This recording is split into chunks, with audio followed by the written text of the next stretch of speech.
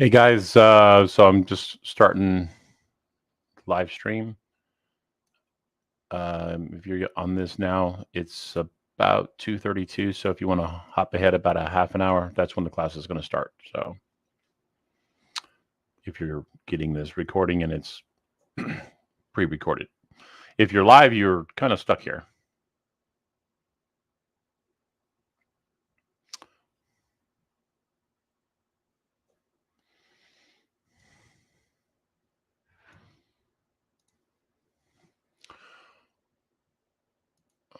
Okay.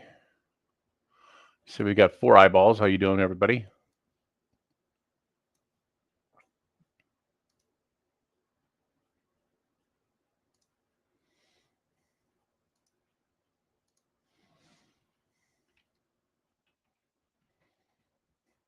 Hey, dog.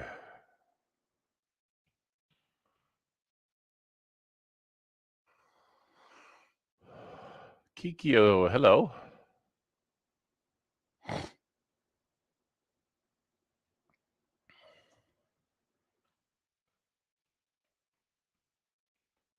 And Tiffany, you're always on time.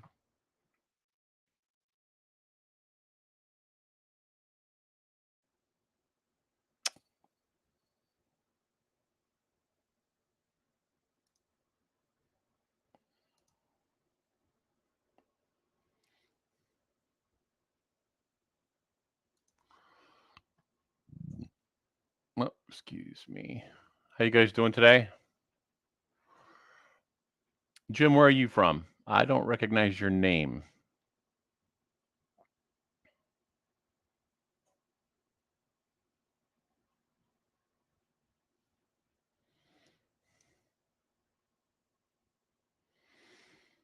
I know Raging Smirk, but other people may not know.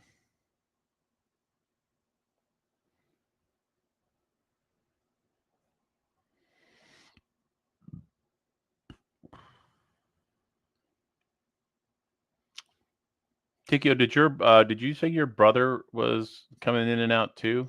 It's not just you, correct?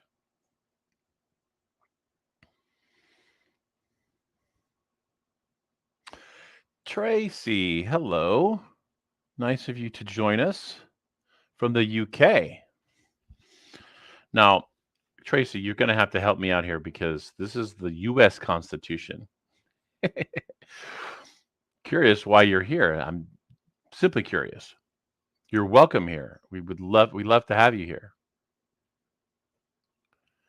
I have not seen whereabouts in Cali, Jim? That's where I am. I've not seen the one from Art, but I did watch Stu Peters' thing yesterday. It was pretty much all the same, if I understand it correctly. They were similar. Hello, Deborah.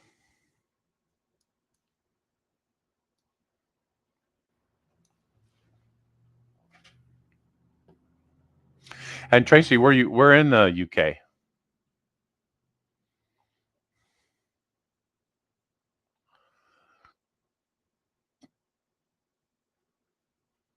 Yeah, there's all kinds of connections.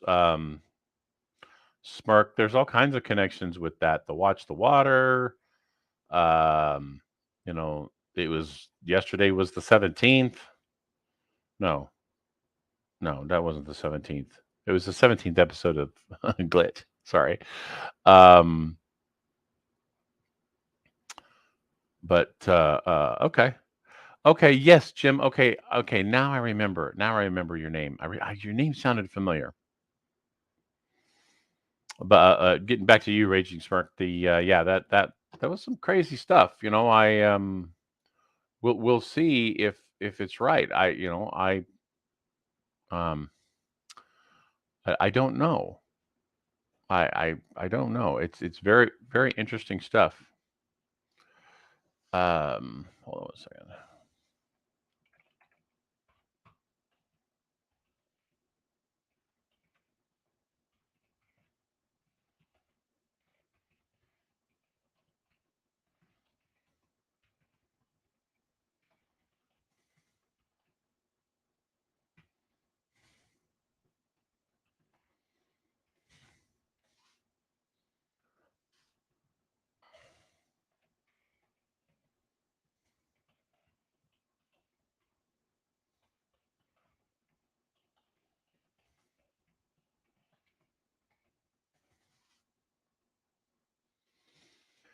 The Pit of London.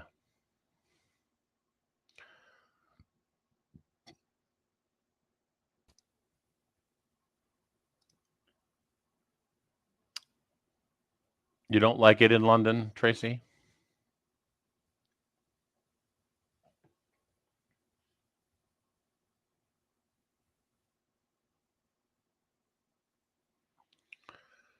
Okay, that sounds probably, well, I definitely would have been talking about that.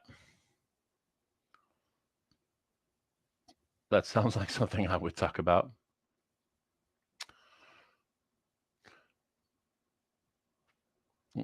We all have, everybody say hello to Tracy. We have a special guest from London, England, in the UK.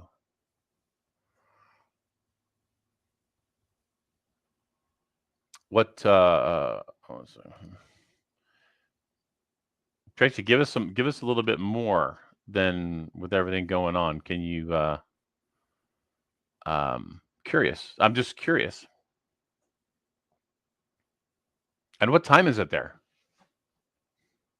Are you with us, Warhamster? Your sound is off.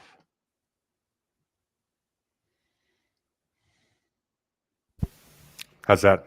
Now you're there. Yeah, I got that little on-off button on my headphones that I always accidentally sit the headphones down on. At least this time we figured it out.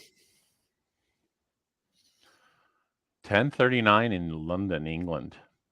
We have a visitor from London today. I'm very honored to have her here. I heard that.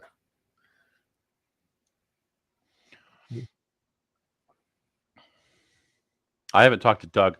We've got about 20 minutes before Doug shows up. I generally get on here for you guys that haven't been here before. We get on here early and just kind of shoot the breeze with y'all. I'm a Californian saying y'all.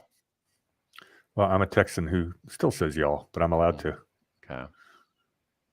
Yeah, Tracy, I agree about your leader. We had a little bit higher hopes for him than to become the COVID Nazi that he is.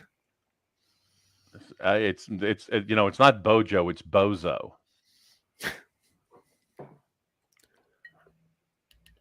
Is Khan still the mayor in London, Tracy? Yeah, he is. That's what I thought.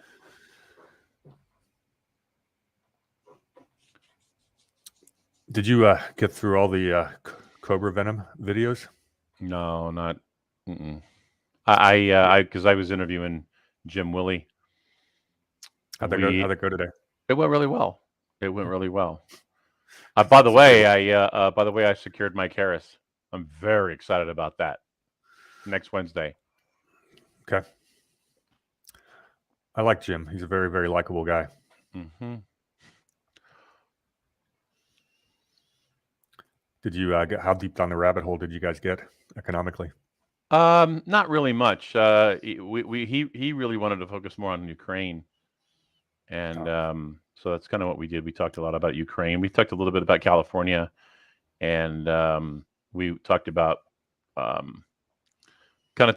things that are going to happen with food shortages and whatnot.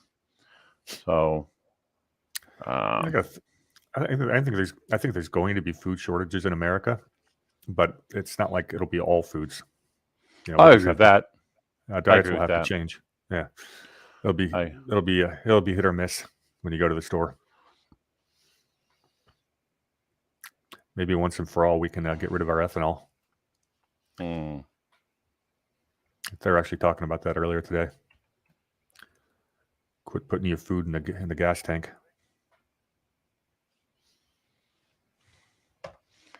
That makes perfect sense, when you got a worldwide shortage of grains and stuff, and corn goes into a lot of things. Mm-hmm. Tracy, I put my email address in the thing. There should be an email. I'd love to delve deeper into some. So I don't really know anybody in the UK, and I'd love to talk about stuff that's going on over there. It would help me. It helped me in some of my interviews and whatnot. So. If you feel so inclined, no pressure. I've got a pretty close business colleague who works in the city. If you look out his office window, he's got one of the best views of London you could imagine. But we don't talk too much about London politics so much as we do the macroeconomic stuff. Right. That's kind of what we focus on too. Hello, Julie. Florida's sounding better every day now.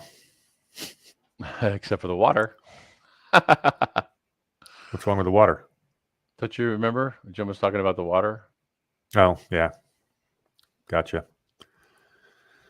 We got 15 people. Please, yes, I would love that.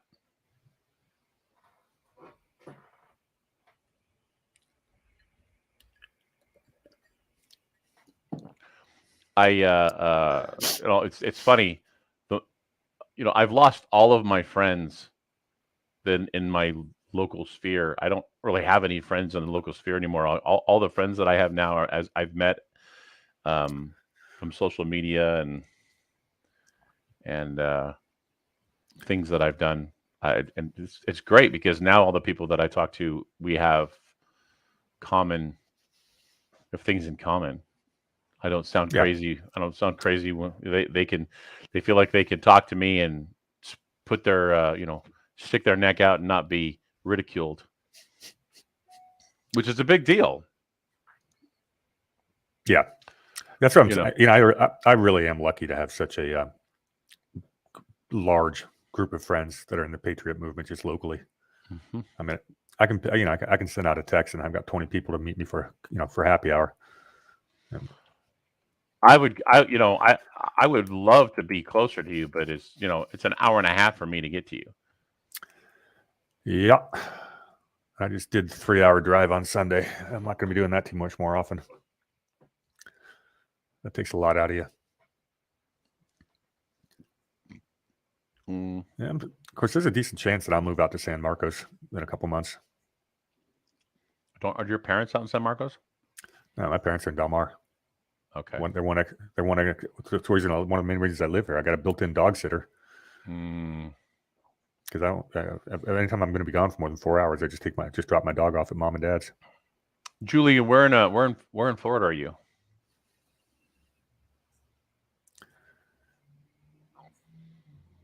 Yeah, Julie. No, I got Smirk. No, the 91 sucks. I would say that the three worst freeways in Southern California are the 91 between Anaheim and Corona, the 101 anywhere between like the 5 and Ventura, and then the 5 freeway basically all the way through. You left the 55 out, the 8. There's a lot of bad ones. Yeah, the 55 isn't nearly as bad as 91. Boy, I'll tell you what, when I was going to college, it sure was. I have not, Cowboy. I've heard a little bit about what was going on in the subway, but a friend of mine said that they found undetonated devices or whatever. I don't know. It reeks of false flag, trying to switch the narrative. Well, I'm reading that nobody died yet. Apparently, everyone there's some people in critical condition, but nobody's dead, which is nice. Everyone is speculating. Everyone was speculating that they're going to try to blame it on ghost guns. Oh no, that makes sense. Of course, it does. Well, that's the if you look at the I got it, Tracy. Thank you. If you look at the legislation that they want to do, they want to do something with the quote unquote ghost guns. And for you guys who don't know what ghost guns, Tracy's here. Hello, Tracy. Do you different Tracy? Are you feeling a little bit older, Tracy, now that you're a week past your birthday? Ghost guns are weapons that you make when you take an 80% lower, and then you mill out the trigger pocket, or you can buy 80. You can buy what they call 80% firearms, where you actually complete the work because there's no law that says that you can't complete work. You can't make your own firearm, so that's where the 80% market came in, especially in California, because you're not selling an actual firearm, you're selling a piece of metal or plastic that can be where work can be done to complete the lower receiver or the upper receiver or whatever needs to be completed, and then you can have a unregistered, unserialized weapon. So, and that's what a ghost gun is. The government just doesn't want weapons out there that aren't registered and certified and all that.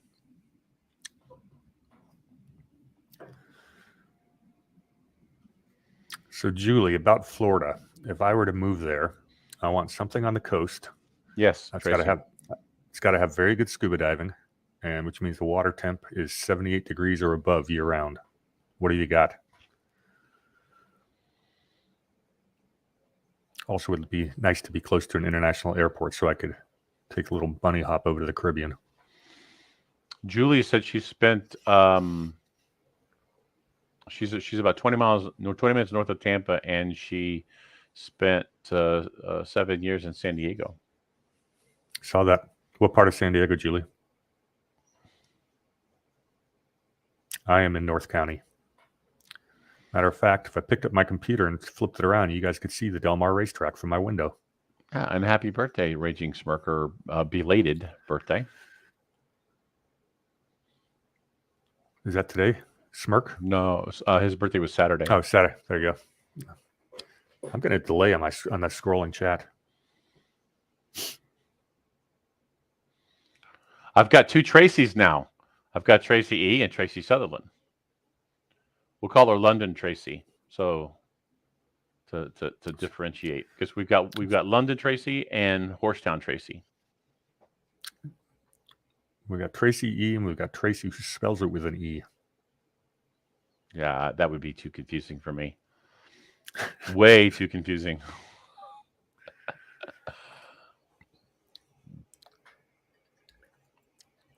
I'll be right back. I'm going to go get a refill. Okay. On my agua. Agua caliente.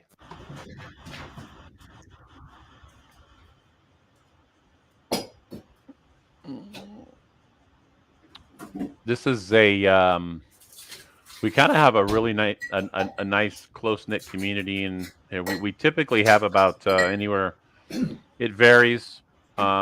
We generally have about 40 people in the class. Sometimes we have as many as 80 to 100, depending on what we're talking about. Our most attended classes are the Second Amendment classes, believe it or not.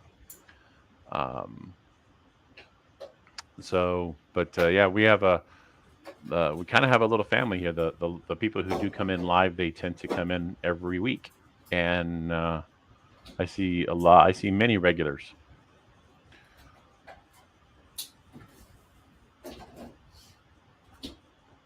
Have you ever been to the United States, Tracy Sutherland?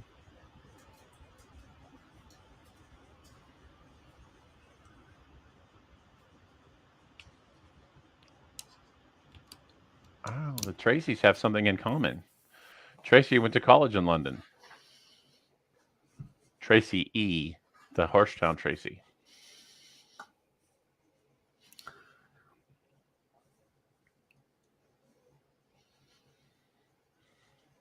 El Cajon's an interesting town. I'll tell you what, though, I know I've got friends who moved there. We got we're able to buy an awful lot of house and land compared to the rest of San Diego. Right on the golf courses too. My one buddy's got a really nice place. El Cajon isn't that close to Santee? Same direction, yeah. El Cajon's where San Diego State is. So it's off the Interstate 8 and Point South.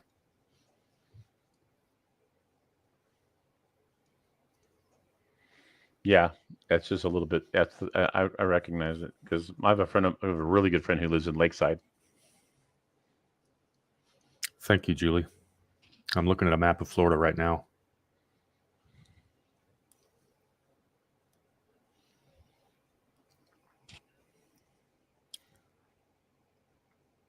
What are we? Where are we at in the Constitution today? I didn't mark it last week.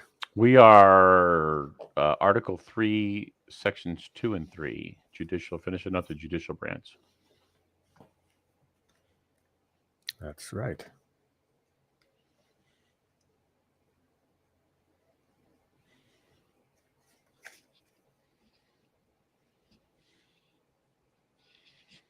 What'd you do in the Navy, Julie? I was in the Navy.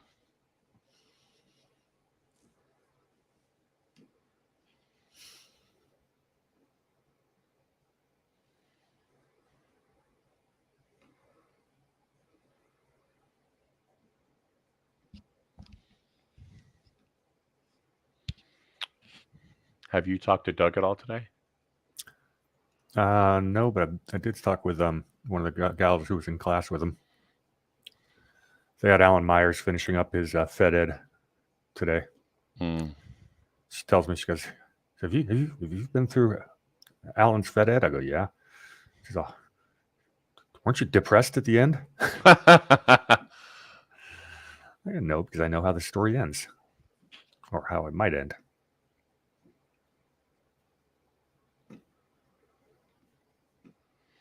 I actually gave her a really good pep talk about how I think things are going to turn out, and I got a few new talking points that I haven't bounced off you yet.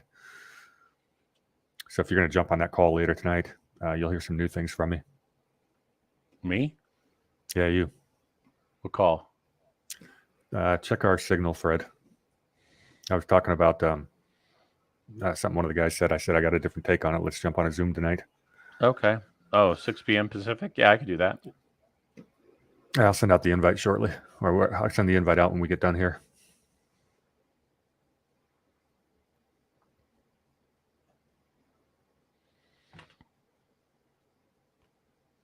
Non-rated airman, then went to engineman. Wow. So were you you were a deckhand on what, a carrier?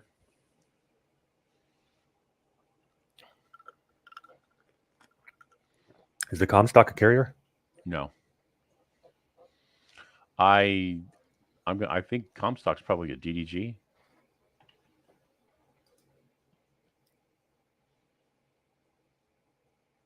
LSD. Okay. I was on the USS New Jersey.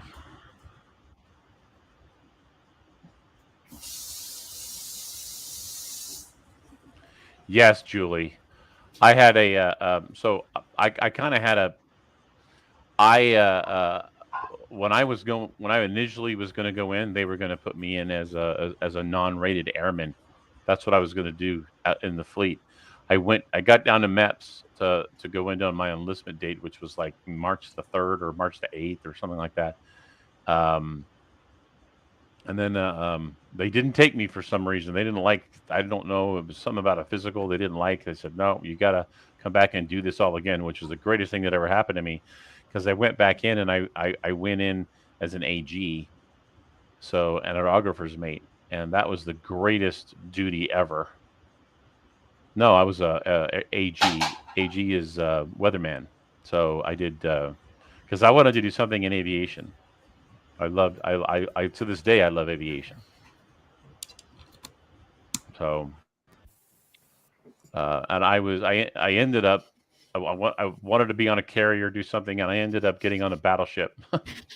They put me on a battleship, USS New Jersey. Look it up. It's World War II era battleship, and then they decommissioned the battleship in January of 1991. And then I cross-decked and I went over to the Peleliu, which was an amphibious assault ship, USS Peleliu, LHA-5. Then that's where I finished my tour. I got out in October of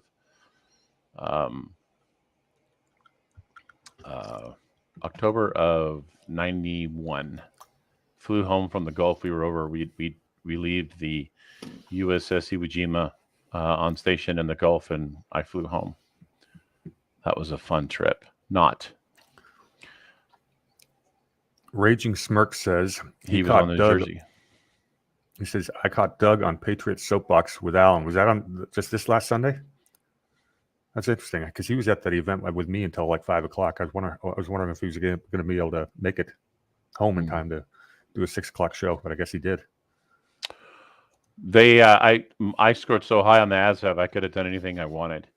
So, knowing what I know now, I would have probably enjoyed Intel better. But but I had a really, really good time in doing the weather. And ironically, I want to be a pilot. That's what I want. I want to get my private pilot's license. And my buddy, who's my buddy who trained Marine pilots, he's like, dude, one thing you need to do, you need to go study on the weather. And I'm like, Kurt, you do realize I was a Navy man and I was a weatherman in the Navy. And he's like, what? He's like, shoot, get a pilot's license is going to be easy for you. So, yeah, that conversation was fun, huh? Are Navy weathermen anywhere at least better than the civilian ones? Different. They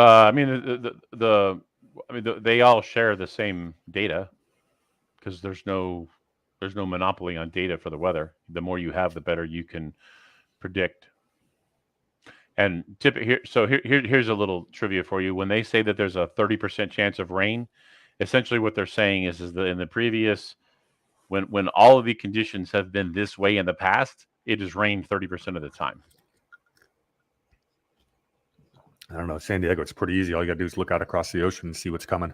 Well, that's the one of the things they talked about in San Diego. The weather in San Diego is it is some of the most mild weather on the planet. Specifically, San Clemente. San Clemente has the most wild weather on the planet, and meaning that there's the least amount of change. Still too cold in the winter for me. I was freezing. Julie, that would have been very interesting. Do you know Arabic or Russian? She says she took a year. Yeah, but that doesn't mean that she speaks it fluently. Tracy, London Tracy, are you still with us? What do you do in London?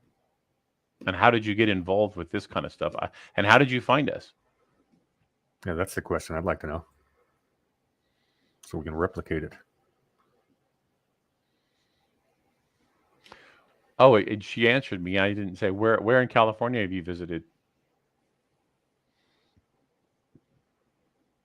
Sorry, I didn't mean to bombard you with questions. It's 3 o'clock. Doug's late again. You sure he's not sitting there in the waiting room? No, I'm positive. All right, just checking. You left me hanging there for almost a whole minute. Oh, quit your bitching. It was lonely. Well, call the ambulance. Exactly. I would say something if it was just you and I would say something, but that's not proper for mixed company.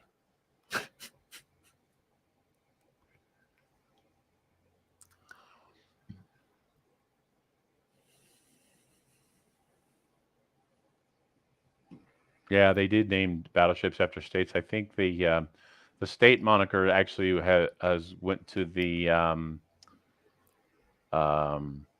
ballistic missile submarines now. Yeah, didn't they? Yeah, because don't they have like the Reagan? Didn't a couple presidents get carriers? Yeah, Reagan, Bush, Ford, Roosevelt, Truman. What are you naming? Eisenhower carriers. Those are all carriers? Mm-hmm.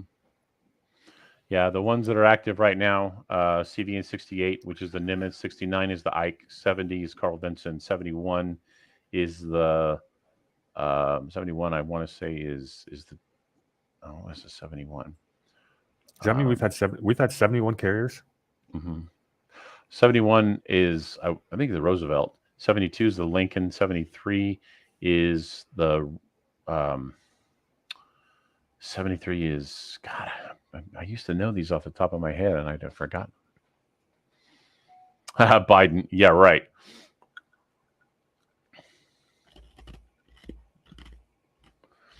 I'm gonna cheat now because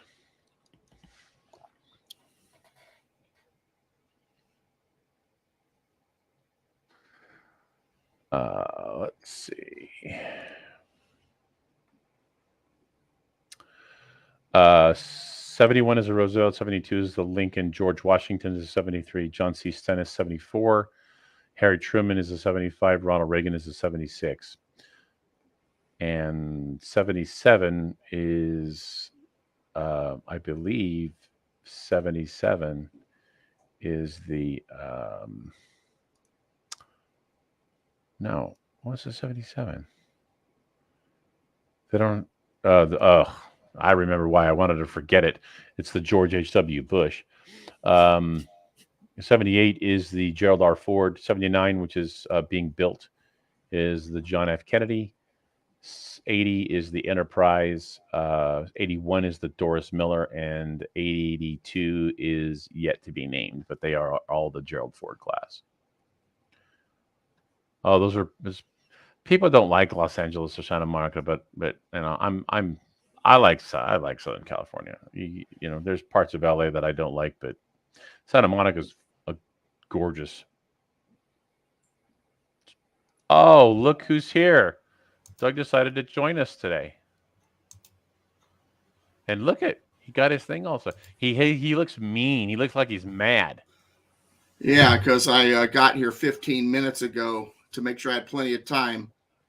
And I mean, I dropped stuff. Dogs come running in. I mean, you name it. It went. I'm here. Such is life. I tell you, my life is a soap opera, and usually I'm the cause of the problems. But you know. Well, you're here, Doug. So. Yeah. All I've got to say is just get some Dr. Pepper. Just get some Dr. Pepper. No, I didn't have time. But I've got this.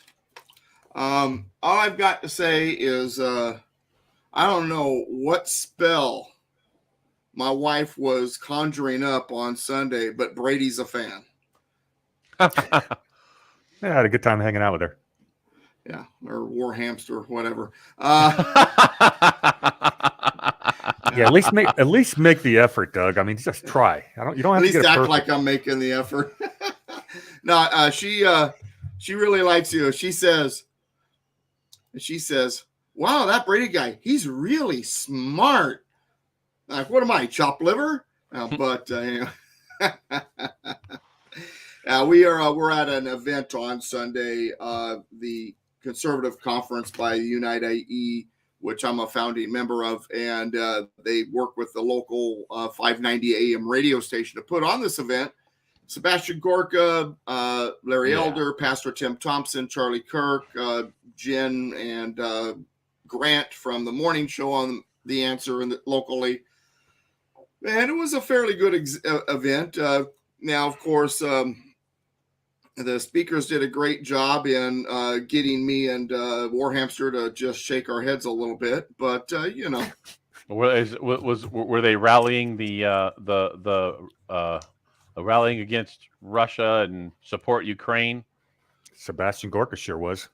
Yeah, how did you figure that one out so quick, Ron? Yeah, Charlie Kirk was the closest to the proper answer. He basically said, you know, we're looking at two bad actors here, and that is essentially right. I mean, obviously it's more complicated than that, and we're not here to talk about that. But anyway, there you go. Real quick, so this is so I've worked very closely with Scott really since before he went nuclear, and I'm not trying to float, to pat myself on the back here, but it was me that connected Doug with Scott to teach the Constitution. And when Scott went on tour,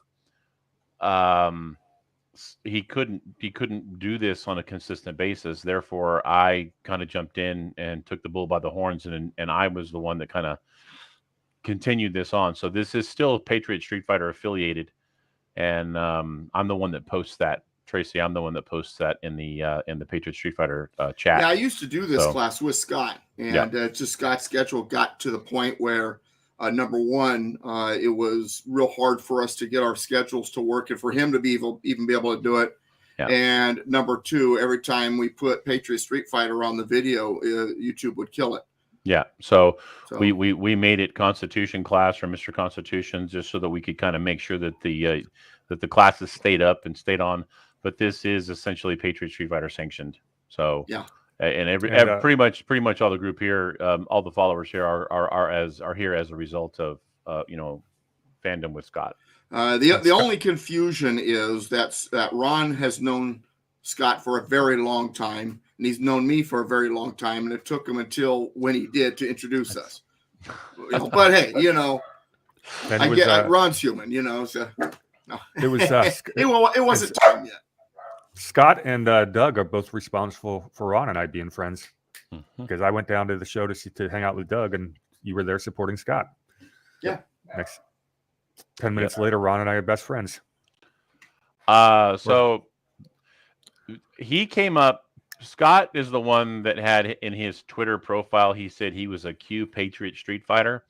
And I picked up on that, and I said, bro, you got to drop the Q, and you are the Patriot Street Fighter, and I'm the one that did all the artwork, all the logos, and all that stuff. That's all me. Right. So in a way, I'm kind of responsible for Patriot Street Fighter, the name Patriot Street Fighter. But it was Scott. Scott came up with it, but I'm the one that was like, dude, this is money. We got to roll with it. You're the one that came up with the name Mr. Constitution, although my logo. This logo is yours, but the round one that I use is somebody else. But so yeah, Ron, you're just you're almost like a war hamster. You got your droppings all over the place too. I just do my part. For me, it's not about money. It's about the mission. It's about saving humanity and winning the war. So it's like, and many of you may not know this, but my grandmother on my mother's side was Wallace, and I'm descended from John Wallace, who was William Wallace's brother. So, which is not a surprise. Yeah, so it's in the blood. One last thing before we get started on Article 3. So to give you an idea of the patriot that Ron is, and I won't get into too much detail, but he had gotten a piece of equipment, a couple pieces of equipment for me, and I said, "Hey, man, thanks. Thank you. I appreciate it." He said, "I didn't do it for you. I did it for the cause. You're just an important cog in the cause." So, but that actually meant a lot to me, because that told me it wasn't about him. It's not about me. It's about the cause. And that's exactly right. So, let's start getting through this, because here's the thing about the cause. And matter of fact, I put this quote on my website, and I'm totally doing crazy stuff on my website right now. So if you go there, it's not right now. It's like a construction zone. It's kind of all messy right now. But one of the things I have on there is we cannot restore the Constitution if we don't understand it. Amen to that. And so that's what this is my way of helping you be informed so that you know what to do. And one of the ways I've been explaining it, and Ron could probably remember me saying this in class years and years and years and years ago, is it's sort of like having that broken down car in your driveway. You have the tools in your garage, and you go in there and you grab some wrenches, you grab a couple of other things, you start turning wrenches, you start whacking it and taking stuff out and all that jazz. And if you haven't read the owner's manual, if you don't know how that vehicle is supposed to function, what it takes for it to properly run, you're probably doing more damage than good. You need to read the owner's manual. You need to understand how it's supposed to properly function if you're going to fix it, if you're going to restore it and get it back to the way it's supposed to be. By the way, your owner's manual. By the way, Doug, I want you to know that we have a very special guest in the chat today, or in the audience. She's from London. Okay. Well, I think they're all special, Ron. Yeah, they're all special. Tracy's from London. Hi, Tracy.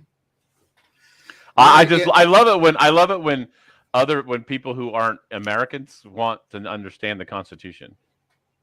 I have a Canadian in my class in San Juan Capistrano. He's originally from Canada. He since moved here. And I said, well, what brought you to America? And he says, what you're teaching. Mm-hmm. Yeah, as bad as it is here, it could be a lot worse. Yeah. If we didn't have this. Well, let's get going. I love you guys. I love this group and these chatters, and appreciate all the love I'm seeing in the chat right now. But just don't forget, I don't have billboards. I don't have advertisements. You're the marketing team. So you guys want this to get even bigger? Let folks know. Get the word out. We can do so through Scott. We do so through my own email and all that. But you're also part of that marketing team. Let's get the word out about these classes and really bring people in. And while you can watch the videos, you can catch all the old ones. You got to admit, being here live and fellowshipping with like-minded folks in the chat room is definitely worth being here live. And that's, I think, the way you need to tell people about it. Okay. I agree. I wish we could do this in public or in person. I miss the Corona class. Yeah. Well, the Corona class mostly shows up now at my Chino class. Corona class doesn't exist anymore. I do have 6 live classes that I do. I don't have a Sioux City date yet, Lisa, because my communication with the group out there has been partially severed due to a number of interesting instances. If you want to contact me and we can maybe reconnect and see if you can work with the people I've been trying to work with, you can email me at douglasvgibbs@ilj.com, douglasvgibbs@ilj.com. That's my new email address for those who are used to hearing me say something else. I got rid of the Reagan one, and I still do have constitutionspeaker@yahoo.com, but it's no longer my primary, nor is Reagan. Now douglasvgibbs@ilj.com is. The Reagan one, I believe Reagan's been infiltrated, man. I mean, I'm getting blocked in both directions. I'm not receiving emails. No one was getting mine. At ILJ, I've noticed that for right now, because it's new, a lot of people, it's going into their spam box. But once you get used to receiving them and tell your email that I'm good, shouldn't be a problem. All right. And Tracy says, good evening. And it's afternoon here, evening there, or maybe late evening. I don't even know what time it is out there. It's 11 o'clock. It's 11 o'clock. It's what? It's 11 p.m. 11 p.m. Wow. She's a night owl. Okay. We're in Article 3, Section 2. Article 3, Section 2. We're talking about the judicial branch. Last week, we really got into judicial review, Marbury versus Madison, all that jazz. Some of the stuff we're going to talk about today, I think is going to shock you a little bit. And that's good. I want you to be angry. I want you to be frustrated. And then I want you to do something with it. So let's turn on the fire hose and start learning. And this is, if you have this pocket constitution, the one with Washington on the cover, from the National Center for Constitutional Studies, that is on page 13 of your pocket constitution. The rest of you, Article 3, Section 2. And there are also Constitution online available if you need to pull it up that way, including on my site. All right, the judicial power shall extend to all cases in law and equity arising under this Constitution. And that in its own right has been misinterpreted quite a bit. Because, see, the federal government thinks that, well, they're supreme in everything, so that means everything rises under the Constitution, so they can take any case. And that's not necessarily the case. Or if it's a right, it rises under the Constitution. Well, not necessarily. The Constitution tells the government, hands off our rights. How does that give them authority to take cases regarding our rights? Rights are actually a local issue. We'll get more into that later. Then there is no guarantee or a right or to protect your rights. None of that's there. If you read Constitution, if you read the Declaration, if you read the writings of the time, the government's job regarding our rights is to get out of the way so that we can pursue our rights, life, liberty, and the pursuit of happiness, right? You don't have a right to be happy. You have a right to pursue it. You don't have a right to education. You have a right to pursue it. And that means government's supposed to stay out of the way so you can pursue it. You don't have a right to health care. You have a right to pursue it. And since you have a right to pursue it, government's supposed to stay out of the way so you can pursue it. You don't have the right to have a cake baked exactly the way you want, but you have the right to pursue it. Government's not supposed to be in the way making laws that a baker has to make it some way or can't make it a certain way. It's none of their business. Let the market. You have the right to refuse to bake it too. You have the right to refuse to bake it. You have the right to only bake those kinds of cakes as a private owner of your business. And then the market will push you one way or the other when it comes to how well you do. Let the market do its thing.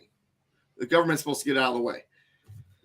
All right, so judicial power shall extend to all cases of law and equity arising under this Constitution, the laws of the United States, those at least that are made in pursuance thereof, in other words, authorized by the Constitution, and treaties made or which shall be made under their authority. When we get to Article 6, you'll see very similar language. That's the where the supremacy clause is, and when I get into that, I'll come back to this and we'll get more into it deeper. But I really want to get into this next part of the list, which is basically a listing of what the federal courts can take as a case. You'll notice if you've got a constitution that's been annotated as such, there's going to be a couple places in this paragraph where there are square brackets around a couple of sections. That means that those are no longer in play. And in this case, it's because of the 11th Amendment, and we'll get to that in a minute. So it says, to all cases affecting ambassadors, other public ministers and consuls, to all cases of admiralty and maritime jurisdiction, to controversies to which the United States shall be a party, controversies between two or more states. All right, so let's stop there for a second. If you have a controversy between a couple of states or two or more states, the idea here is the states used to be individuals, individual entities, individual countries. And guess what? They don't always get along. They argue. And that's okay. And back then they were arguing over all kinds of things, commerce, turf, slavery, all kinds of stuff. So the purpose of the federal government, if you go back to the preamble, to ensure domestic tranquility. So if there's already tranquility, the government doesn't get involved, right? Because they're to ensure it. So it's already there. In other words, no one's arguing. None of their business what's going on between the states. But once there isn't tranquility, the states are debating each other, or in this case here in Article 3, two or more states are going at it legally through lawsuits, then the federal government can get involved. In this case, the courts get involved. And what the government's supposed to be is a mediator between the states. In other words, to help them come to a mutual agreement. Now, there are going to be laws and constitutionalities that they do have to follow. In that case, it'll get a little stricter. But typically and technically, it's supposed to be as a mediator. Then it goes on. Next part has a bracket around it. So this no longer exists. It's because of the 11th Amendment. Between a state and citizens of another state. That was Chisholm v. Georgia, which kind of got that going. What had happened was someone from, I believe it was South Carolina, had sued Georgia over a commerce situation regarding some clothing. And Georgia says, hey, courts, none of your business. You're not even supposed to be in this case. This is between us and them. We have state sovereignty here, and our sovereignty says that our state courts will take care of it. None of your business. And the federal court says to Georgia, you don't have sovereignty in this case. And that was the wrong answer at the time. And the founding fathers who were around at the time were like, we got to fix this. And what's interesting about the 11th Amendment is it was the first time of twice in history where we almost had an Article 5 convention. The states got together. You know, some of you might know it as a convention of states. The states got together and they're like, hey, man, we got to amend this Constitution, not let the courts do this again. Chisholm v. Georgia proves the courts think that they're above the states and their sovereignty. We can't allow that. And this is the type of case they shouldn't even be hearing. So let's take this type of case away from them. So they proposed an amendment to do that, or they were going to, should I say. They didn't propose it. They were going to. They began to put in their applications to hold a Article 5 convention. And then once Congress realized what they were doing, rather than call a convention, Congress proposed the proposal to the Constitution, the amendment themselves. And it eventually became the 11th Amendment. And there was two things that were changed when it comes to authorities. They're both here in brackets when it came to the 11th Amendment. So basically, it's saying, no, federal courts, you can't tell the states they don't have sovereignty. And in this case, you really can't take the case. So, or not anymore now because of the 11th Amendment. So cases between a state and citizens of another state, the federal government can no longer take those cases as of the 11th Amendment. which was, I think, 1793 or something like that, if I remember properly. And so that means the highest it can go is the state Supreme Court. Well, that's huge because that really kind of is going to back off the frivolous lawsuits, right? You're going to sue a state over something, and the highest you go is their state court. Well, you better have a good case, because you're probably not going to have a chance if you're suing a state in their own state court system. Doug, wasn't there some controversy whether Congress should be able to propose amendments versus the states doing it? Actually, there was, and there is. In fact, if you read, I just had it out the other day too. I don't have it with me right now. I have a set of books called The Founders Constitution, and this is one of them, but this isn't the right one. If you read in the Founders Constitution, you look up that part, Article 5 of the Constitution, when they were debating it. And if you read also Madison's notes also talk about this. Matter of fact, Founders Constitution got it from Madison's notes. The first few times that they talked about Article 5, they actually explicitly say, we don't want Congress proposing. They should have nothing to do with the procedure to propose amendments. They were afraid of this central government and this Congress, so they wanted to limit it as much as possible. So originally, a convention of states or a Article 5 convention was the only way that they were going to be able to propose amendments. It wasn't added that that Congress would be able to propose amendments till much later in the convention. And it was only because what if the states become corrupt and are not willing to propose a particular amendment? The people's voice through the House and the state's voice through the Senate should be able to do it. So it was finally decided that they would go ahead and add that to the Constitution. But originally, they didn't want Congress to have anything to do with proposing amendments. Wouldn't that be nice? I was just reading it. Matter of fact, the other day, it's funny. I ought to grab that book Thursday and bring it with me. I'll show you, Mr. Warhamster. For those of you who wonder what I'm talking about, there's a 5-volume set called The Founders Constitution. This is one of them. You see how I got little note tags everywhere. And it's put out by a group called the Liberty Fund. It is available online. I don't have the link with me right now, but you can. And the way it's set up is, let's say I look up Article 5, and then it'll give me maybe like 23 different things regarding Article 5. And not just Article 5, but a specific part of it. I might say, okay, state suffrage there at the end of Article 5. That might give me like 12 things. And those things will be letters, congressional hearings, paragraphs from Madison's notes, anything that is associated with that thing in the Constitution. So it's a fantastic resource. But you're exactly right. Originally, they didn't want the Congress even involved in proposing amendments. And that's why I crack up that there are groups out there that are scared to death of this Article 5 convention of states. Because by being against the states doing it, you're basically saying you only trust Congress to propose amendments. Personally, that's not the right answer with me. That's the John Birch Society's answer, which amazes me because they got a lot of smart people, but they got that one wrong. They got that one wrong. And the thing is, came real close to where that wouldn't even have been a choice. Came real close. All right, let's continue on. Thank you for the question, Warhamster. It was a good one. If you guys... That's the John Birch Society. Is that really? They're totally against an Article 5 convention. The Eagle Forum is.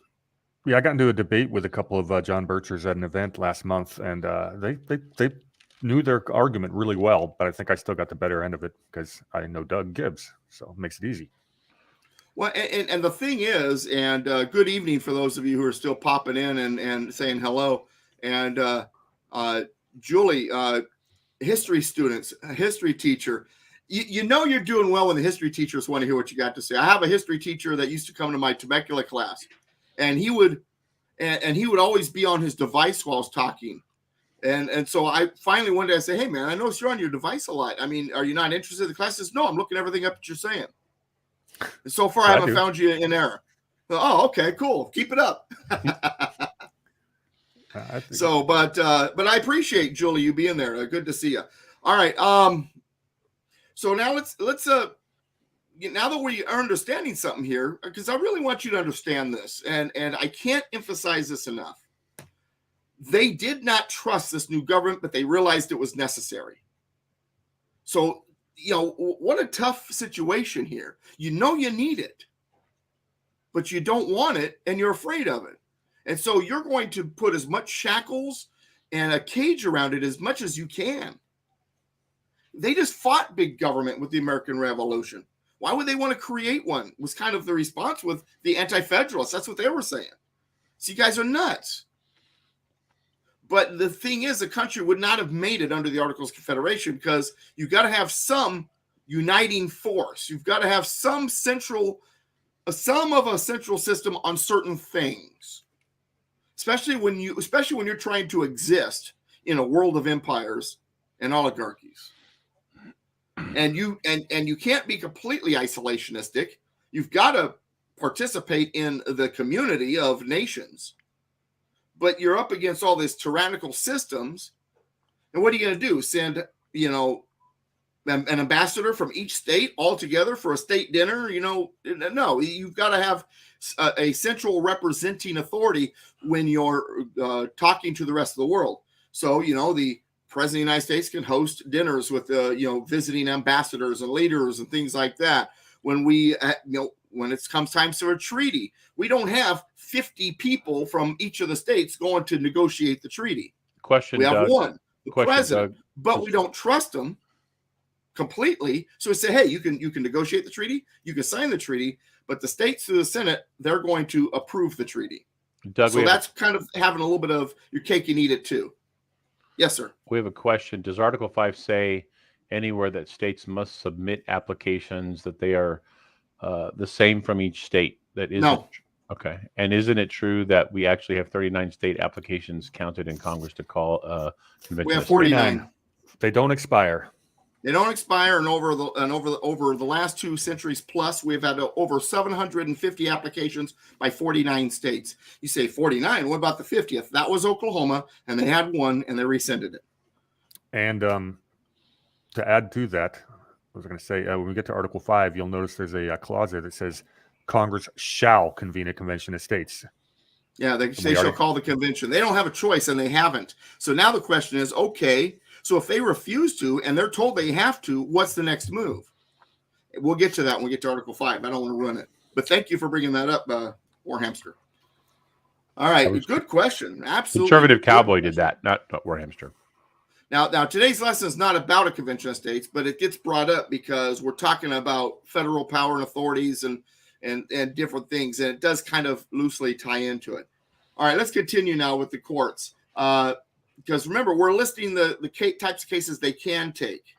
Next thing on the list is between citizens of different states, between citizens of the same states claiming lands under grants of different states. And then now there's another bracket. And this bracket is important, and I'm going to explain in a sec. And between a state or the citizens thereof and foreign states, citizens or subjects. So in other words, if you are a group of citizens or foreign citizens or foreign group, foreign country, you can sue a state, but it can't go to the federal court system. It remains in the state courts. But here's why this is important, because it helps us define something in the Constitution. I was asked years and years and years ago, before I understood some of this, because I'm a forever student. I'm always learning. And every once in a while I go, I didn't understand that as well as I do now. Or, I thought that meant something different. I'll let you guys know if ever that happens. But I think I'm just about complete in what I talk to you about. There's still stuff for me to learn. I just haven't come across it yet, so I don't know what it is. What are you saying, that you're not wrong? Oh, I can be wrong, absolutely. But I'm probably closer. I'm probably closer to not being wrong than I've ever been in my life when it comes to the Constitution. But that's because I'm progressing. I hate using that word. But I am. But anyway, so one time somebody asked me, what's the difference between the people and the states? Because in the 10th Amendment, it says reserved to the states or to the people. And I didn't know the answer. And I told them, well, the people represent the states, but here it looks different. I'll have to look into that. And I did. And this, what we just read, was a part of my lesson. So in that bracket, once again, here's what it says. And between a state or the citizens thereof. So what that's telling us is that's the second place where it says state or the citizens or the people. Remember, I said the 10th Amendment does that too. So now we have two places the Constitution says the state or the citizens or the people. So that means that when the Constitution says the state, it means not the citizens. It means something else. Who does it mean? What does it mean? And through my studies and reading things and really getting into Madison's notes and all sort of stuff, what I've realized based on my studies is whenever the Constitution says the state, it means the government apparatus of the state. And more specifically, or at least the lead part of that government apparatus being the state legislature. So when it says in the 10th Amendment, reserved to the states or to the people, those are two different pieces. Or how about this? Beginning of the preamble says, we the people. That doesn't mean we the states. It means we the people. The states did write the Constitution. The states' representatives did write the Constitution, but really it was about we the people. And then we say we the people, they didn't put we the citizens, did they? We talked about this, I think, last week too. No, we the people of the United States, meaning everybody, including those enslaved at the time. It includes everybody. Now, that said, this particular clause reminds us that the state and the people are two different things. Why this is important, and this now gets us back to Amendmentville, is the final part of Article 5 says something very interesting, and I'm not going to spend a lot of time on it. I'm just going to mention it because I want to wet your whistle a little bit on this. It says that no state without its consent shall lose its equal suffrage in the Senate. Well, what happened with the 17th Amendment is the ability to appoint the U.S. senators by the state legislatures was changed from them to a vote by the people. And it's been argued with me. I've argued with people who are lawyers. They say, well, Doug, the suffrage didn't change. States still have the suffrage. It's just the voters instead. It violates the Constitution. It says no state shall lose its suffrage. Equal suffrage. It doesn't say the voters. And we've already shown that when they say the state, they mean the apparatus, not the people. They're two different things. So the state lost its equal suffrage, which makes any state that didn't ratify the 17th Amendment and being forced to, that makes that illegal. Go ahead. I had a debate about the 17th online just last week, and I was able to pull out the 10th Amendment where they it is the 10th where they separate the states or the people, and it actually won the argument. So had that one fresh in my mind. And I talk about that a lot because I tell you what, my number one constitutional wish list is get rid of the 17th Amendment. Number two, it's tied between the 16th Amendment and getting rid of Federal Reserve. Number 3 or 4, depending on how you want to count it, is Reynolds v. Sims. And actually, Reynolds v. Sims, I might want to just move that up to the top of the list, really because of what it's about. Reynolds v. Sims, for those of you who don't know, and we get more into it when we get the 17th Amendment, changed how the state Senate was populated. I'm not going to tell you how. You can look it up. Reynolds v. Sims. And 1964. So it's actually, in the grand scheme of things, it's actually a relatively recent case. Or you can watch Glitch in the Matrix last night, or episode. Oh, did you guys cover it? We did. You know, I've got it cute. I'm not. I almost feel like doing a. I'm not going to do it, but I almost feel like doing a share screen just to show you that Glitch in the Matrix episode number 17. I just pulled it up on my screen. Is queued up and ready to roll. See, 1,505 views, 263 rumbles. I'm telling you. Oh no, that's today's. No, that was last night. Yeah, it was last night. Okay, yeah, I have it queued up. That's right. It was last night. It was probably our best episode. I was going to say the exact same. I was going to say that. I've got it queued up, ready to watch. I just haven't watched it yet. So I'm a fan. I'm just eventually when I see it fan. But we did Yeah. we discussed Reynolds v. Sims and the 17th Amendment and how how they operate and what their role is and what it was originally supposed to be. That we talked about. I think we covered it pretty well too. I do. I agree. Yeah. There's also been episodes where I have covered. I'm not going to do it now, but I'm going to make mention of it only because I feel I need to. And then I'll answer her question. Elaine says, "Yeah, the United States corporation went bankrupt on December 31st, 2021. Was the end of the corporation. The republic started January 1st, 2022. Yeah, the corporation theory. There's a lot of holes there. I've done go to her next question. Done a couple of videos on that. As for the question, did the Bill of Rights become attached to the organic Constitution, or do they have to be re-ratified? No, that's a part of the Constitution. All the amendments are a permanent part of the Constitution. And when we talk about the organic Constitution, she means the original Constitution. And there's three theories regarding the Constitution. The first theory is that there's two constitutions, and that one of them says instead of for the people, to the people, or something vice versa. I've got all 4 pages of a copy of the original Constitution. I have gone through those copies line by line with what we have on these documents. They're the same. There is not a second Constitution out there. I apologize. It's just not true. Secondly, there is a second Constitution, though. Kind of a different weird situation is it's an annotated Constitution. In other words, it's annotated by judicial opinion. In other words, what they think it says. There's the real Constitution, what it says, and then there's what people think is a Constitution, which is what the judges say. And that is our problem. Then the third theory is, oh, no, this is just guidelines. What the judges say is really the Constitution. And those people can, well, I'll be nice. This is a family show. Elaine and Darren are advocates of the 1871 Constitution. Yeah, I've done a number of videos on that, as a matter of fact. And as a matter of fact, I've gone line by line through the 1871 Act. Well, Doug, anyway, let me jump on this. Go ahead, Ron. Well, I was just going to say, you guys are you're gonna butt heads with Doug on that. He's not going to agree with you. Now that said, yeah, I still love you. Exactly. So we don't have to be on target on everything. Hey, man, if you want to bring back the original intent, you're my ally. That's all. That's it right there. All right. Did a little bit of research.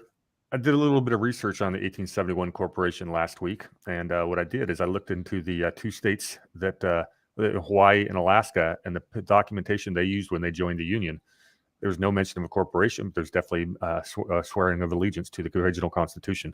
So either they're not states or the 1871 Corporation didn't happen.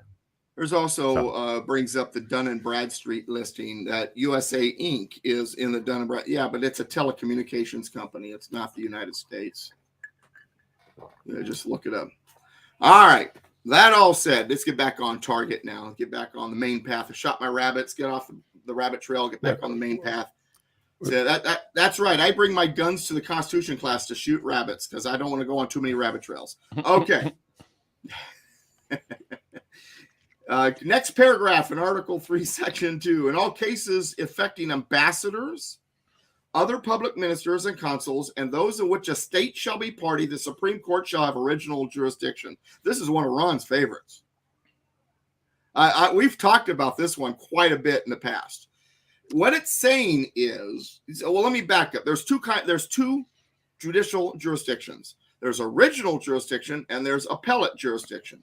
Original jurisdiction means you're the first court to hear the case. Appellate jurisdiction means you have the ability to take a case that was in a different court and hear its appeal. That's appellate jurisdiction. All right, so your municipal court doesn't have appellate jurisdiction. They only have original jurisdiction. Cases can start there. They're not getting any cases from lower courts. There are no lower courts. In the case of the United States Supreme Court, they have both original jurisdiction and appellate jurisdiction. They can receive cases from like the circuit courts that were appealed to them, or it is possible for them to get a case for the first time, where it didn't go through any other court. Then you ask, okay, what cases do they have that original jurisdiction over? That's what this list is telling you. So now let's listen to the list carefully again so we really understand it. In all cases affecting ambassadors, okay, so if there's an ambassador is getting sued, guess what? It can't go to the circuit court or the district court or any state court. It goes straight to the U.S. Supreme Court because they're the ones with original jurisdiction. Now, if they have original jurisdiction and everyone deserves their day in court, can the Supreme Court say no to that case? No. The original jurisdiction cases are supposed to be the only cases that the Supreme Court have to take because they've got nowhere else to go and everybody deserves their day in court. That's the theory anyway. Yes, we have had the United States Supreme Court reject original jurisdiction cases, and it drove me nuts when they did it. And there's a handful where also they should have had original jurisdiction wound up in the circuit courts or the district courts originally, worked its way up to them, and then they rejected it. It drives me nuts. We have a system that's far from Kansas.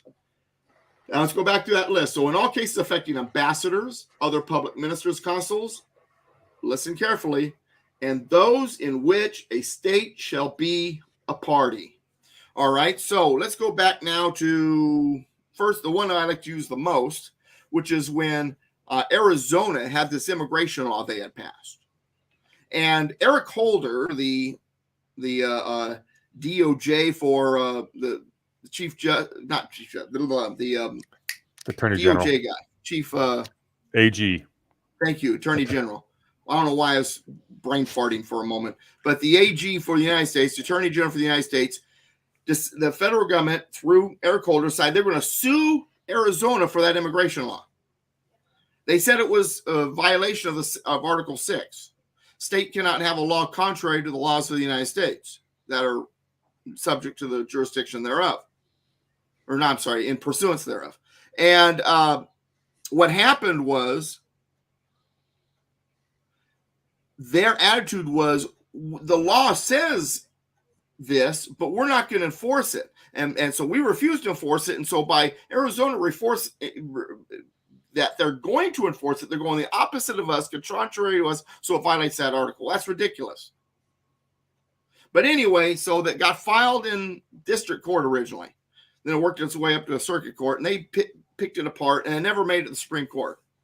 They didn't sue the governor. They didn't sue the Secretary of State. They didn't sue anybody in particular. They sued the state of Arizona. Therefore, the Supreme Court should have had original jurisdiction. In other words, Eric Holder had defied the Constitution. He had violated the Constitution by filing it in a district court. It should have been filed with the United States Supreme Court. The problem is Governor Brewer, who was governor at the time, her team didn't realize the error, even though I had already emailed them a couple times about it. And so they accepted the case. Once it's accepted, what it should have been done goes out the window. What should have happened is Brewer's team should have said, no, unconstitutional filing. File it with the Supreme Court, then we'll participate. Because the Supreme Court has original jurisdiction if a state is a party to a case, period. Okay, how about Texas? Texas sued a bunch of those states that, over the fraud thing, the election, remember the 2020 election in Texas, they got joined by like 19 other states. And the Supreme Court rejected it, didn't take the case. No standing. No standing. Yeah. Well, first of all, they're required to take a case between the states, number one. Number two, what do you mean no standing? You know what standing means, folks? It's a three-legged stool. There's injury. The party being sued was party to that injury. And that if the case is, if those who are the complainants achieve victory, the injury will be resolved or partially resolved. That's the three legs of that stool. Well, was Texas injured? The whole country was injured. But yeah, the states were injured, because that meant there was something wrong with the electoral system. So that now changed the value of their own electoral votes as well. Number one. Number two, were the parties being sued a party to that injury? Absolutely. The fraud went on in their states. Could it be rectified if the complainant were to win? Absolutely. So not only did they have standing, they had all three legs of standing easily, plus original jurisdiction. Yeah, we're far from Kansas. The Julie, when you say it's sad how much they get away with, the chief comment I hear and Doug and Warhamster hear when people come and they attend this class and they go through it the first time and the second time or whatever, they find out how far away we are from the original intent of the Constitution. It makes people really angry. Yeah, well, I tell people 3 things are going to happen when you go through the Constitution with me. Number one, I'm gonna quench your thirst with a fire hose. It's a lot of information. It's hard to remember. Go through it again. Take lots of notes. Number two, I'm going to tick you off because you're going to find, as Ron just said, we're so much. I mean, we're so far from Kansas. We're not even on the Yellow Brick Road anymore. We're on some dirt road behind the Emerald City. Mm-hmm. And number three, I'm going to talk about stuff you've never heard before because we've been fed bad information. And so it's kind of hard for you to wrap your mind around it, which gets us back to the first one about, taking notes and all that, because it's going to be hard to understand, not because it's complex, but because you've been fed garbage. Who do we shoot? Yeah, there's a student in the Carlsbad class, and she's this, sweet, woman who sits in the front row. And one day when I'm asking her a question, she says, "So, Doug, who do we shoot first?" Class starts laughing. I'm like, no. And I'm thinking to myself, no, this is serious. We got this sweet Christian woman asking me who we're going to shoot first. We know it's bad when that stuff like that's happening. Before we figure out who we want to shoot, let's make sure they need to be shot. Well, we know they need to be shot, but that's beside the point. But let's understand the Constitution first before we start having those thoughts. Even the founding fathers didn't want to shoot first. They tried to resolve it in a peaceful manner. The answer to Elaine's question, no. Can I ask you a really quick question? I'm sure other people want to know this as well. How accurate in a very short period of time was John Adams in episode 2? How historically accurate was it? I mean, obviously they had to take some creative licensing for the screen, but I kind of feel like they got it. I felt like they did a very good job encapsulating that period of time in a little less than an hour. He's talking about the John Adams miniseries that was on HBO, and when I first saw it, I believe they did a very good job, especially for Hollywood. I still think that way, but now that I'm more mature as a constitutionalist, I've watched it a couple times since. I could pick it apart a little bit better, but once again, for Hollywood, they actually did a pretty darn good job, and it's pretty accurate. Now, John Adams, however, one thing about him is, as a revolutionary, he's awesome. Then he started hanging out with Hamilton. So when he was president, some of the things that he believed, some of the things he was signing and he was pushing were not in line with what was really intended. And I felt like he, started chasing after a bad path there for a while. But and he and now, is Jefferson, that what led to the kind of the divorce between him and Jefferson? Because absolutely, because he and Jefferson were like really good friends, and then they became staunch enemies. They were foes, and then later on in life, their friendship came together again. And if you read John Adams' later writings, and I have a book in here somewhere, it's an older book about this thick. I've got almost all of John Adams' writings, and you can see his later writings start to sound more like his early writings. And it's like, he doesn't necessarily say it, but you could tell he's like, okay, I screwed up. I should have been more like Jefferson.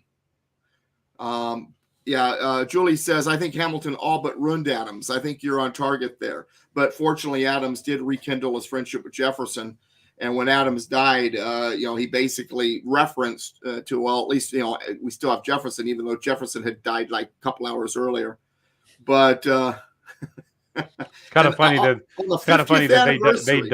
they died on the 50th anniversary the same day. Yeah, of the Declaration of Independence, 50th anniversary on the same day. Yeah, it's an amazing thing. Yeah. I think Providence had something to do with that. I really do. Absolutely. But yeah, they died friends again, and I think Adams did come back to the fold, so to speak. Hamilton, for those of you who you get to know me, you'll get to know that I'm not a fan of Alexander Hamilton. There's a reason why the left made a play and love it. And I wrote 8 books so far. I'm working on number 9 and 10 right now, and 11 actually. I've got 3 of them I'm kind of tooling around with, but the main one I'm working on right now is called the 1607 Project. I'm challenging the 1619 Project, CRT, all that junk. But I have 8 books, and I love my 8 books, and I would love for you guys to buy them all. But there's one book that I will recommend above my own. Hamilton's Curse. Thomas J. DiLorenzo. Yep, Thomas J. DiLorenzo, Hamilton's Curse. You know. And just be careful, because if you fall in love with DiLorenzo's writings, he's going to lead you some other stuff that's going to shock you. But start with Hamilton's Curse.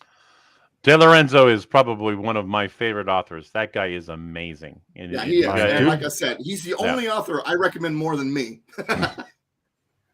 And you could find him speak. You could find him. He actually has talks out there on YouTube. I think he's a member of the Abbeville Institute, which is out of South Carolina. They're very good. If you guys are interested in some real American history that where the South isn't portrayed as these racist, heathens who just wanted to beat black people. Well, that right there. Read Mary Chestnut's diary. Mary Chestnut was the wife of a slave owner, plantation owner, and you just read her diary, and you see what life on the plantation was like, and or at least on that plant. Were there bad experiences? Were there these whippings? Yeah, absolutely.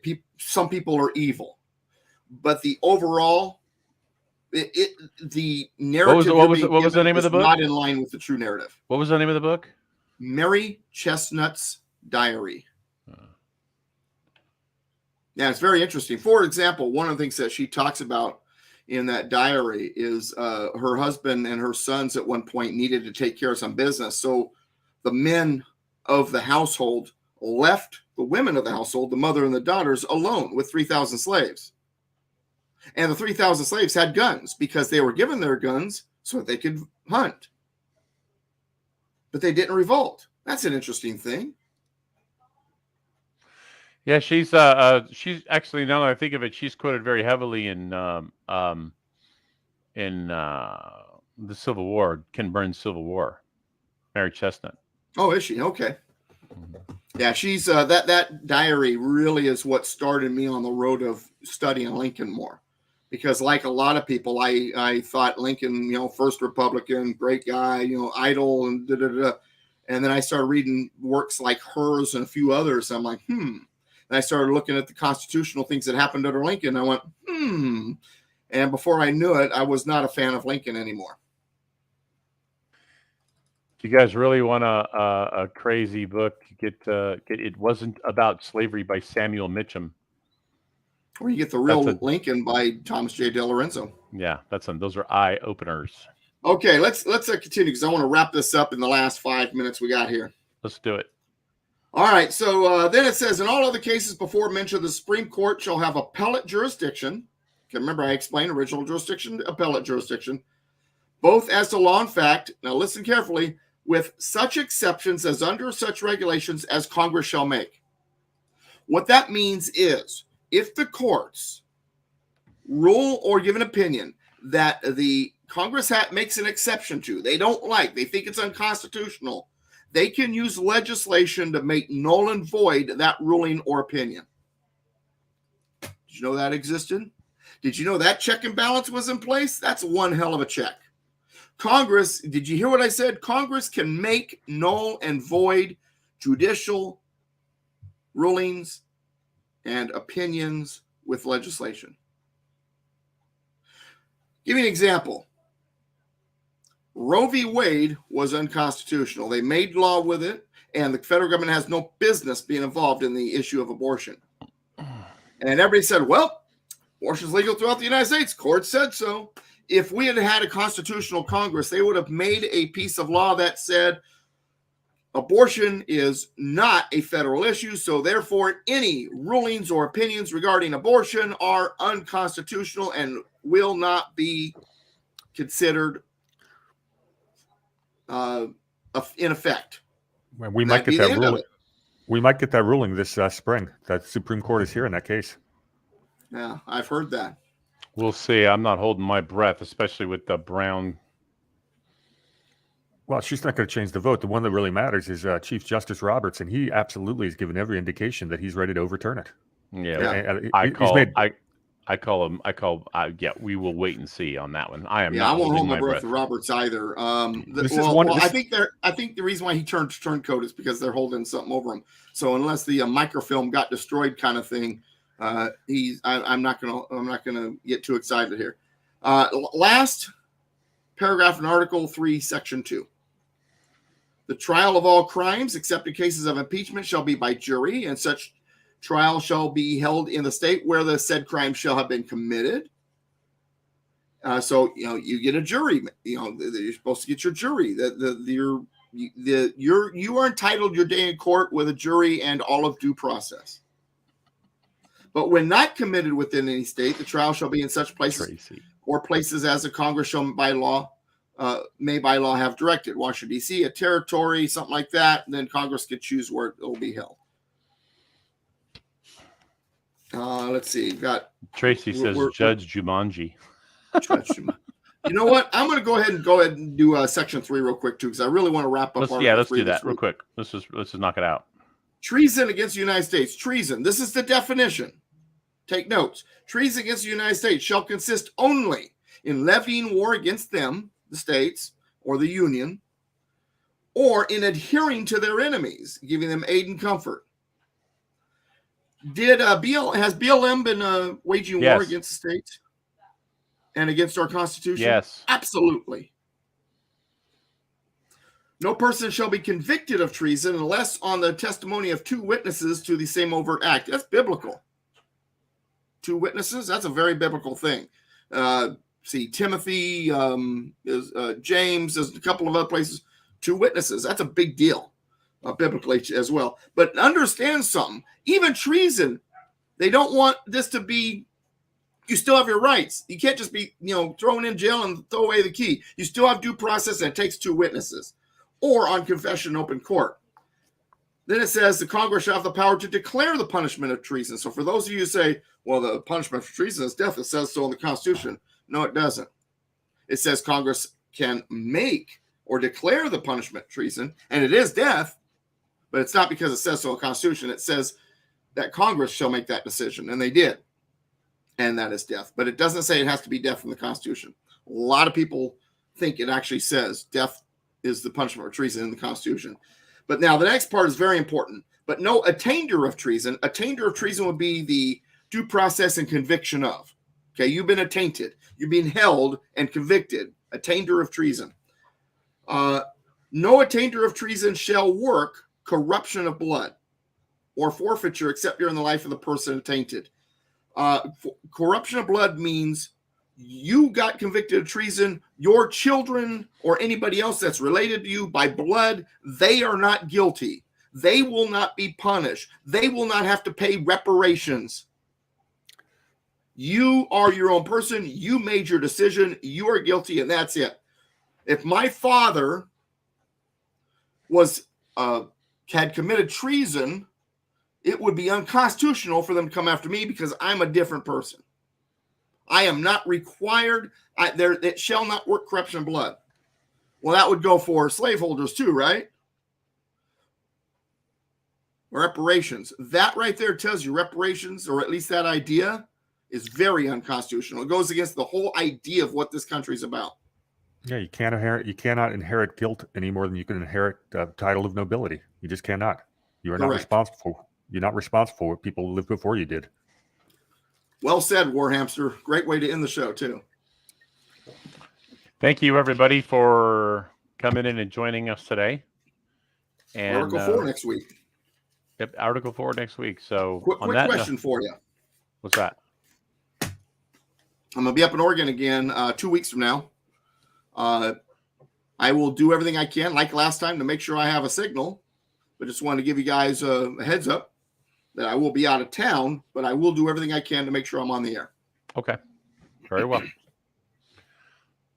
Very well. And if for some reason Doug cannot, Ron and I will probably come up with a backup plan. Oh, yeah. We'll do something. Sure we could do something.